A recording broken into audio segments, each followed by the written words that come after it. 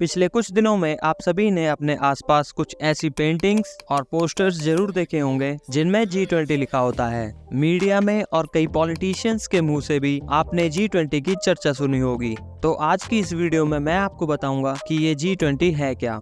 ये वीडियो काफी इंटरेस्टिंग होने वाला है, तो प्लीज इसे एंड तक जरूर देखें और इसे शेयर करें। Chapter 1, what is G20 summit. G20 यानी ग्रुप ऑफ 20, जो ग्रुप है दुनिया की 20 सबसे बड़ी इकोनॉमीज का, जो दुनिया के 60% पॉपुलेशन को रिप्रेजेंट करता है। ये 20 देश दुनिया का 75% ट्रेड करते हैं और दुनिया का 85% GDP इन्हीं देशों के पास है। फिलहाल G20 में ये सारे देश हैं जिन्हें आप स्क्रीन पर देख रहे हैं। वीडियो को पॉज करके आप इनके नाम भी पढ़ सकते हैं। दिसंबर 2022 से लेकर दिसंबर 2023 तक भारत G20 की प्रेसिडेंसी करेगा और ये प्रेसिडेंसी मेंबर्स के बीच हर साल रोटेट होती है। G20 का अपने आप में कोई एडमिनिस्ट्रेटिव ऑफिस नहीं है, तो एक ट्रॉयका बनाया जाता है 3 देशों का, जिसमें पास्ट, प्रेजेंट और फ्यूचर प्रेसिडेंसी कंट्रीज होती हैं। ट्रॉयका जो शब्द है ये एक ट्रेडिशनल रशियन गाड़ी का शब्द है जिसमें 3 घोड़ों का इस्तेमाल किया जाता है। तो इस साल का ट्रॉयका बना है इंडिया, पास्ट में इंडोनेशिया और फ्यूचर में ब्राजील। चैप्टर 2, दुनिया को G20 की जरूरत क्यों पड़ी। G20 से पहले इन देशों का एक और ग्रुप था जिसे G7 कहते थे और इस G7 ग्रुप में सारे डेवलप्ड देशों के ही नाम थे। G20 को एस्टेब्लिश किया गया था 26 सितंबर 1999 को, क्योंकि जब 1997 में साउथ ईस्ट एशिया में एक फाइनेंशियल क्राइसिस आया था जिसकी शुरुआत थाईलैंड से हुई, बट इसका इफेक्ट पूरे एशिया में पड़ा।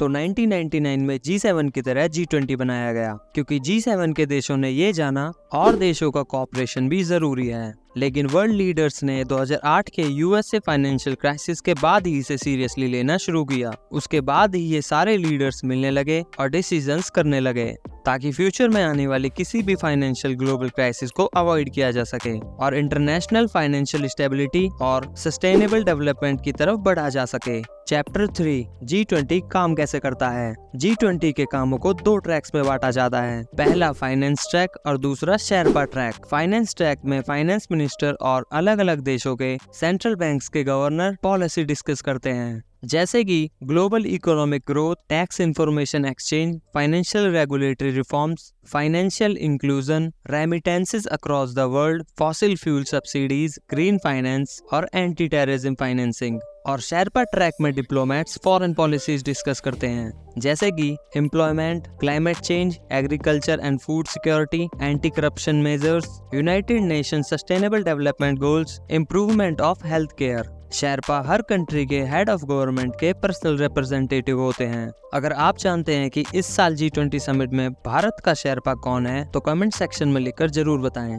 इंडिया इस साल G20 का प्रेसिडेंट है और इस साल इंडिया ने वासुदेव कुटुंबकम की थीम सेट करी है, यानी 1 अर्थ 1 फैमिली 1 फ्यूचर। G20 का प्रेसिडेंट होने से इंडिया के पास कुछ पावर्स भी हैं। फॉर एग्जाम्पल, इंडिया उन कंट्रीज को भी इनवाइट कर सकता है जो G20 का हिस्सा भी नहीं है, और भारत ने UAE को एज अ गेस्ट इनवाइट किया है, और साथ में Bangladesh, Egypt, Mauritius, Netherland, Nigeria, Oman और सिंगापुर और स्पेन जैसे देशों को भी भारत ने G20 का हिस्सा बनने का इनविटेशन भेजा है।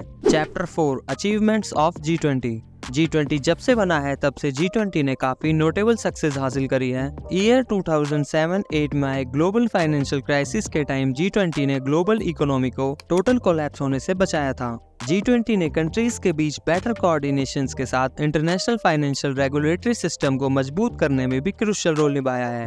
G20 ने फाइनेंशियल इंक्लूजन को प्रमोट करने के लिए और डेवलपिंग कंट्रीज के लिए ज्यादा से ज्यादा अपॉर्चुनिटीज क्रिएट करने की दिशा में भी काम किया है। रिसेंट ईयर्स में कोविड-19 पैंडेमिक में G20 ने जरूरतमंद देशों को इकोनॉमिक स्टिमुलस पैकेज और डेप्थ रिलीफ मेजर्स देकर सपोर्ट करने की कोशिश करी थी। फ्यूचर में भी G20 इसी तरह से ग्लोबल इकोनॉमिक डेवलपमेंट और सस्टेनेबल और इंक्लूसिव ग्रोथ को प्रमोट करने के लिए अपना रोल अदा करता रहेगा। आपको हमारी ये वीडियो कैसी लगी हमें कमेंट सेक्शन में लिखकर जरूर बताएं। वीडियो को लाइक करें और हमारे चैनल को सब्सक्राइब करें।